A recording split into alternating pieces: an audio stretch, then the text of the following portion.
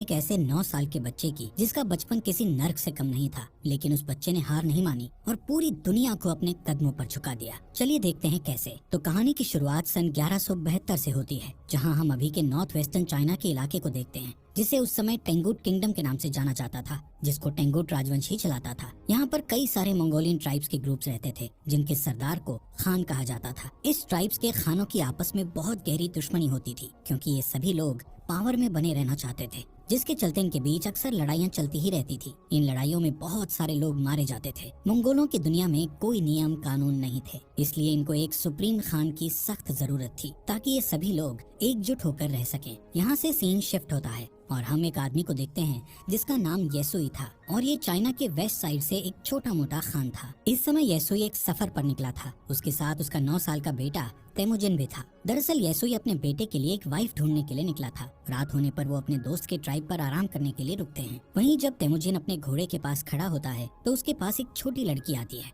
जिसका नाम बोटे था। वो उससे उसका नाम पूछती है और कहती है कि तुम यहाँ क्यों आए हो, जिस पर तेमुजिन उसे अपना नाम बताकर कहता है कि वो अपने फादर के साथ उसके लिए एक वाइफ ढूंढने के लिए आया है। तभी बोटे उससे कहती है कि तुम्हें मुझसे ही शादी करनी चाहिए। इतना कहते हुए वो वहाँ से चली जाती है। रात में जब तेमुजिन अपने फादर के पास बैठा होता है तो उसके फादर उसे कहते हैं कि मुझे तुम्हारे लिए एक ऐसी वाइफ चाहिए जो सबसे ताकतवर समुदाय से हो। तभी तेमुजिन अपने फादर से कहता है कि मैं खुद ही अपने लिए लड़की चूज करूंगा। तेमुजिन के जिद के बाद उसके फादर उसे अपने दोस्त की ट्राइब से किसी एक लड़की को चुनने की इजाजत दे देते हैं। अब सुबह होते ही तेमुजिन के फादर उस ट्राइब की सभी लड़कियों को लाइन में खड़ा करके उनके पैरों को गौर से देखते हैं, क्योंकि उनका मानना था कि एक स्ट्रॉन्ग लेग्स वाली लड़की ही अपने पति को खुश रख पाती है। इसके बाद तेमुजिन एक एक लड़की को देखता जाता है और लास्ट में वो बोटे को अपनी पत्नी चुनता है और उन दोनों की शादी हो जाती है। लेकिन शादी होने के बाद भी वो दोनों आने वाले 5 साल तक एक साथ नहीं रह सकते थे, क्योंकि ये उनकी ट्राइब्स का नियम था। अब तेमुजिन और उसके फादर का यहाँ से जाने का समय हो जाता है, लेकिन जाने से पहले तेमुजिन बोटे को एक नेकलेस गिफ्ट करता हुआ उसे कहता है कि वो उसके लिए जल्द ही वापस आएगा। यहाँ से येसुई तेमुजिन और अपने लोगों के साथ सफर पर निकल जाता है। कुछ दूर चलने के बाद वो लोग एक जगह पर आराम करने के लिए रुकते हैं। यहाँ पर वो सभी लोग काफी सतर्क थे, क्योंकि ठीक उनके सामने थोड़ी दूर एक और खान की ट्राइब के लोग बैठे थे। थोड़ी देर बाद उस खान का एक आदमी येसुई के लिए एक कटोरी में दूध लाता है, जिसका मतलब शांति का पैगाम था, और वो लोग समझौता करना चाहते थे। येसुई वो दूध की कटोरी ले लेता है और सामने बैठे खान के लिए भी अपनी तरफ से एक दूध की कटोरी भेजता है। येसुई के आदमी येसुई को खुद वो दूध पीने से पहले अपने किसी नौकर को पिलाने के लिए बोलते हैं, लेकिन येसुई उन्हें ऐसा करने से मना कर देता है, क्योंकि वो उस खान का विश्वास नहीं तोड़ना चाहता था और खुद ही वो दूध पी जाता है। दूसरी तरफ खान भी येसुई का भिजवाया हुआ दूध पी लेता है। थोड़ी देर बाद जब वो लोग अपना सफर फिर से जारी रखते हैं तो रास्ते में अचानक ही येसुई के सीने में बहुत तेज दर्द होने लगता है, जिससे वो अपने घोड़े से गिरकर मर जाता है। यहाँ हमें पता चलता है कि ये सब उस खान के दिए गए दूध के कारण हुआ था, क्योंकि खान ने उस दूध में जहर मिलाकर दिया था। तभी तेमुजिन अपने फादर के पास जाता है, लेकिन उसके साथ के सभी लोग उसे यहीं पर अकेला छोड़कर वहाँ से जाने की तैयारी करने लगते हैं, क्योंकि उनके बीच एक परंपरा थी जिसमें उनका मानना था कि उन्हें किसी मजबूत इंसान को ही फॉलो करना चाहिए। अब जबकि येसुई जो उनका राजा था उसकी डेथ हो चुकी थी, इसलिए येसुई के लोग अपने लिए एक नए राजा की तलाश में निकल रहे थे। जिसके बाद तेमुजिन अपनी माँ के साथ अपने पिता येसुई का अंतिम संस्कार करता है। येसुई के पास जो बहुत सारी भेड़ें और बकरियां थी, अब वो सब येसुई के सबसे खास सैनिक जिसका नाम टारगुटाई था उसने रख ली थी। ये देखते हुए तेमुजिन की माँ उसे बद्दुआ देते हुए कहती है कि मेरा बेटा एक दिन तुम्हें ढूंढ कर जरूर मारेगा। टारगुटाई ये सुनकर सोच में पड़ जाता है कि कहीं आगे चलकर ये बच्चा उसे सच में ना मार दे, इसलिए वो उसे उसी वक्त मारने के लिए आगे बढ़ता है। लेकिन मंगोलों में एक रिवाज था जिसके हिसाब से किसी को मारने से पहले वो उसकी हाइट को उनके रथ के पहिए से नापते थे, और वो कभी भी बच्चों को नहीं, जिसके हिसाब से किसी को मारने से पहले वो उसकी हाइट को उनके रथ के पहिए से नापते थे, और वो कभी भी बच्चों को नहीं मारते थे। जब टारगुटाई तेमुजिन की हाइट को उनके रथ के पहिए से नापता है तो उसकी हाइट कम निकलती है, और तेमुजिन अभी बच्चा था इसलिए वो बच जाता है। लेकिन टारगुटाई उसकी माँ को बोलता है कि वो अगले साल तेमुजिन को मारने जरूर आएगा, और तब तक उसकी हाइट और उम्र भी बढ़ चुकी होगी। कुछ महीनों बाद जब सर्दी आ जाती है तो तेमुजिन के पास छुपने के लिए कोई भी जगह नहीं थी। तभी उसे अपने फादर की बात याद आती है कि उन्होंने कहा था कि गॉड टेंगरी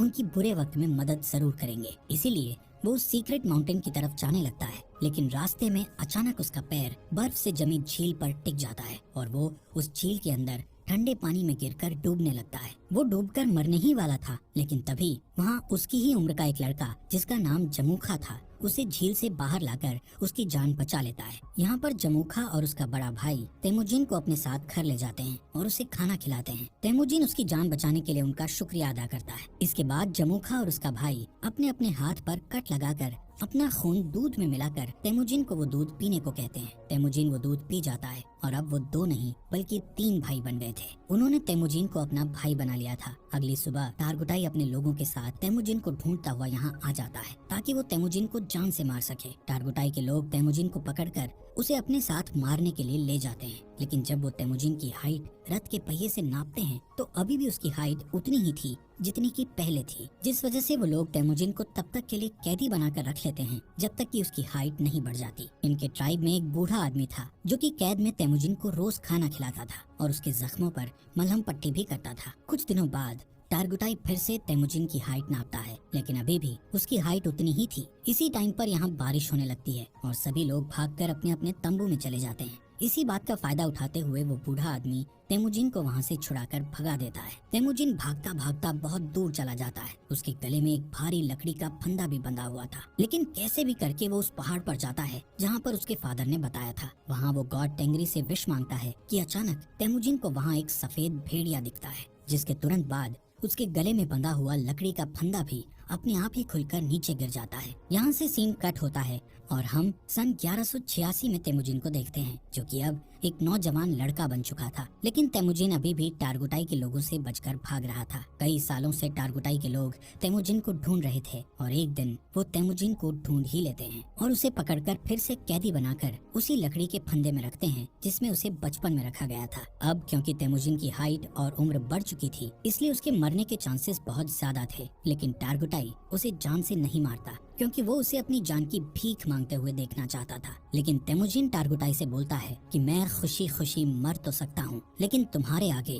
अपनी जान की भीख कभी नहीं मांगूंगा। ये सुनकर टारगुटाई उसे टॉर्चर करना शुरू कर देता है और उसे कहता है कि अब मैं तुम्हें धीरे धीरे तड़पा तड़पा कर मारूंगा। यहाँ पर हम देखते हैं कि वो बूढ़ा आदमी अभी तक जिंदा था और वो फिर से तेमुजिन के पास जाकर उसे पानी पिलाता है। उसी दिन शाम को जब सभी लोग आपस में बिजी थे तो टारगुटाई तेमुजिन के पास अकेला उससे बात करने जाता है। इसी बात का फायदा उठाकर तेमुजिन उसी लकड़ी के फंदे से जिससे उसे बांधा गया था उससे टारगुटाई को मारकर वहाँ से भाग जाता है। अब टारगुटाई को मारकर वो खुद खान बनने के लिए तैयार था। अब यहाँ पर वो सबसे पहले अपनी वाइफ के पास जाता है जिससे उसने बचपन में शादी की थी। वो बोटे के पास जाता है जो अब बड़ी हो चुकी थी और बहुत खूबसूरत भी। बोटे उससे कहती है कि मैं कई सालों से तुम्हारा इंतजार कर रही थी और अब फाइनली वो दोनों साथ थे। कुछ देर बाद वो लोग यहाँ से निकल जाते हैं। यहाँ से तेमुजिन सीधा अपनी माँ और बहन के पास उनसे मिलने जाता है। तेमुजिन को इतने सालों बाद देखकर उसकी माँ और बहन बहुत खुश थे, लेकिन एक दिन इनके ऊपर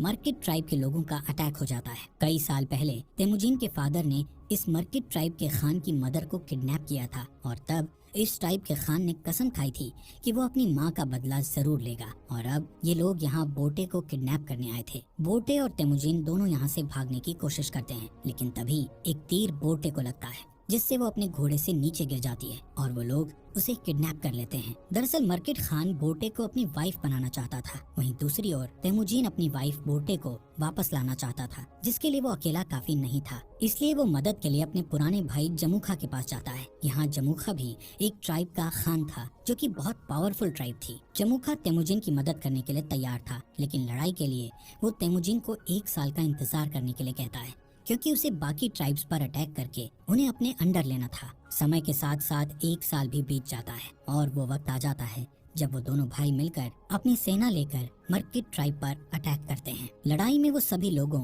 मर्किट ट्राइब के खान और उसकी सेना को मारकर उनका जरूरी सामान अपने साथ उठा लेते हैं। वहीं एक टेंट में बोटे बैठी थी जो कि प्रेग्नेंट थी। इसके बावजूद भी तेमुजिन उसे अपना लेता है। उसी रात ये लोग अपनी जीत का जश्न मनाते हैं और तेमुजिन के साथ और भी कई लोग जुड़ जाते हैं जो उसे वहाँ मिले सामान को सभी में बांटने के लिए कहते हैं, जिसमें से तेमुजिन सिर्फ 10% सामान ही अपने पास रखता है और बाकी 90% वहाँ के लोगों में बांट देता है। तेमुजिन उन मरे हुए लोगों के परिवारों को भी कुछ सामान देता है जिन्होंने लड़ाई में अपनी जान गंवाई थी। तभी यहाँ जमुखा के 2 लोग ये सब देखते हैं और तेमुजिन की ट्राइब के साथ जुड़ जाते हैं। अब क्योंकि मंगोल्स में शुरू से ही ये नियम था कि वो अपने खान को खुद ही चुन सकते थे, जिसमें जमुखा चाहकर भी कुछ नहीं कर सकता था। लेकिन ये देखकर कि उसकी ट्राइब के 2 लोग तेमुजिन की ट्राइब में चले गए हैं, उसके मन में तेमुजिन के खिलाफ दुश्मनी बढ़ जाती है। नेक्स्ट सीन में तेमुजिन के आदमी जमुखा के आदमियों को उनके घोड़े चुराते हुए देख लेते हैं। तभी जमुखा के आदमी बचकर वहाँ से भागने लगते हैं, जिसके बाद तेमुजिन के आदमी गुस्से में गलती से उन्हें जान से मार डालते हैं। लेकिन जब वो लोग जमुखा के उन लोगों को देखते हैं तो उन्हें पता चलता है कि उनमें से एक आदमी जमुखा का बड़ा भाई था। और अब जैसे ही जमुखा को इसके बारे में पता चलता है तो वो तेमुजिन को जान से मारने की ठान लेता है, क्योंकि उसे अपने भाई की जान का बदला लेना था, जिसके लिए जमुखा आसपास के और ट्राइब्स के खानों से हाथ मिला लेता है और अपनी एक बड़ी ट्राइब बनाकर तेमुजिन की ट्राइब पर अटैक कर देता है। तेमुजिन जानता था कि वो लोग ये जंग नहीं जीत सकते, क्योंकि उसके पास इतने सैनिक नहीं थे जितने जमुखा के पास थे। इसलिए वो अपनी ट्राइब की औरतों और बच्चों को वहाँ से जाने के लिए कहता है और बाकी लोगों को लड़ने के लिए बोलता है। इस लड़ाई के बीच तेमुजिन अपने सैनिकों के साथ हार जाता है और जमुखा उसे और उसके सैनिकों को बंदी बना लेता है। जमुखा तेमुजिन को अभी भी भाई बोलता था, लेकिन वो अपने बड़े भाई की जान का बदला लेना चाहता था, इसलिए वो तेमुजिन को अपनी जान बचाने के लिए गिड़गिड़ाते हुए देखना चाहता था। इसके बाद वो तेमुजिन को अपना गुलाम बना लेता है और किसी और ट्राइब के लोगों को बेच देता है, जहाँ सजा के तौर पर तेमुजिन को रेगिस्तान में काफी दूर पैदल चलना पड़ता है। बहुत दूर चलने के बाद ये लोग एक शहर पहुँच जाते हैं जहाँ टेंगुट डायनेस्टी का शासन था। ये लोग तेमुजिन को एक जगह बैठाते हैं ताकि दूसरे लोग उसको देखकर उसे खरीद सकें। एक दिन इस सल्तनत का राजा बाजार आया हुआ था, तभी वो तेमुजिन को देखता है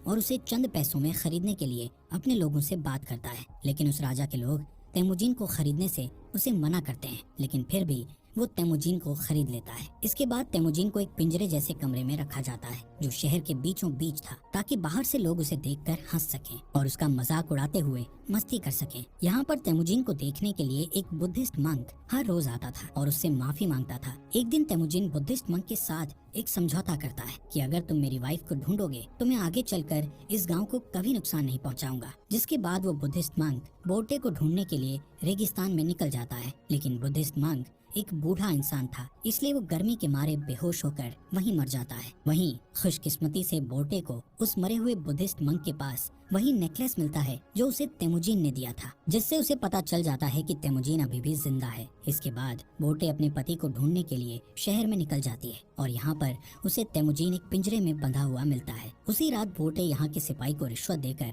तेमुजिन को यहाँ से भगा लेती है और तेमुजिन देखता है कि उसका बेटा बड़ा हो चुका है और बोटे की एक बेटी और भी है। बोटे तेमुजिन को घर ले आती है। यहाँ अब पूरा परिवार हंसी खुशी रहने लगता है। एक दिन बोटे तेमुजिन से कहती है कि सभी मंगोल्स एक जैसे ही होते हैं, सभी चोरी करते हैं और एक दूसरे को मारते हैं। मंगोल्स के लिए ये चीज एक आम बात है, लेकिन बोटे की इस बात का तेमुजिन पर बहुत गहरा प्रभाव पड़ता है और वो अपनी फैमिली को छोड़कर वहाँ से निकल जाता है। वो डिसाइड करता है कि अब वो सभी ट्राइब्स को मिलाकर एक नया मंगोल राज बनाएगा, जिसमें सभी के बीच नियम और कानून होंगे। तेमुजिन अब डिसाइड कर चुका था कि अगर इस काम को पूरा करने के लिए उसे किसी की जान भी लेनी पड़े तो वो पीछे नहीं हटेगा। वो 3 नियम बनाता है, जिसमें पहला नियम था कि औरतों और बच्चों को कभी नहीं मारा जाएगा। दूसरा नियम था कि दुश्मन से मरते दम तक लड़ा जाएगा और तीसरा नियम ये था कि कोई भी अपने खान को धोखा नहीं देगा। यहाँ से सीन कट होता है और हम सन 1196 को देखते हैं, जहाँ कई साल पहले तेमुजिन ने कसम खाई थी कि वो मंगोल की बड़ी आर्मी बनाएगा और अब उसने बहुत सारे ट्राइब्स को जीतकर एक साथ जोड़कर एक बड़ा मंगोल बना लिया था। अब उसके रास्ते में एक ही रुकावट थी जो उसको राजा बनने से रोक रही थी, और वो रुकावट और कोई नहीं बल्कि उसका भाई जमुखा ही था। जमुखा के पास भी एक बहुत बड़ी आर्मी थी और वो दोनों एक जंग के मैदान में अपनी पूरी आर्मी लेकर लड़ाई के लिए तैयार थे। यहाँ पर तेमुजिन जमुखा को उसका भाई होने के नाते उसके साथ जंग करने की बजाय उसको समझाना चाहता था, लेकिन जमुखा जल्दबाजी में बिना कुछ सोचे समझे अपने बहुत सारे सैनिकों को लड़ाई के लिए भेज देता है, जिसके नतीजे में उसके सभी सैनिक मारे जाते हैं। कई घंटों तक लड़ने के बाद तेमुजिन आखिरकार उससे जीत जाता है और जमुखा के साथ उसके कई सारे आदमियों को जिंदा कैद कर लेता है। तेमुजिन जमुखा के बचे हुए सिपाहियों को मारने की बजाय उन्हें अपनी आर्मी में शामिल कर लेता है। यहाँ पर तेमुजिन जमुखा की ट्राइब में उसी बूढ़े आदमी को देखता है जिसने तेमुजिन की मदद की थी। तेमुजिन उस बूढ़े आदमी को अपनी ट्राइब का एडवाइजर बना देता है। रात को तेमुजिन जमुखा के पास आकर बैठता है और उसे कहता है कि भाई, ये जो अपना अपना राज बड़ा करने का लालच है, ये आज उन्हें जिंदगी के ऐसे मोड़ पर ले आया है कि उन्हें अब एक दूसरे की जान लेनी पड़ रही है। जमुखा तेमुजिन से कहता है कि अगर मैं तुम्हारी जगह पर होता तो मैं अपने दुश्मन के सभी सिपाहियों को मार गिराता। दोस्तों, इस बात से हमें ये पता चलता है कि तेमुजिन और जमुखा की सोच कितनी अलग थी। इस बातचीत के बाद तेमुजीन अपने भाई जमुखा को माफ कर देता है और उसे यहाँ से जाने के लिए कहता है। इसके बाद हम बोर्टे को देखते हैं जो तेमुजीन के पास आई हुई थी। तेमुजीन बोर्टे और अपने बच्चों को देखकर बहुत खुश होता है। यहाँ से सीन शिफ्ट होता है और हम सन 1206 में तेमुजीन को देखते हैं जो इस समय सारे मंगोल्स का खान बन गया था, जिसका नाम गेंगीज खान पड़ गया था और उसे एक और नाम से भी जाना जाने लगा था जो कि था चंगेज खान। इसके बाद उसने पूरे के पूरे टेंगुट साम्राज्य का खात्मा कर दिया था और एक नए सिरे से साम्राज्य की स्थापना की। उसने मोनेस्ट्री शहर को उस मंक की आखिरी इच्छा समझकर छोड़ दिया, क्योंकि उस मंक ने तेमुजीन से कहा था कि अगर मैं तुम्हारी पत्नी को ढूंढकर तुम्हारे बारे में बता दूं तो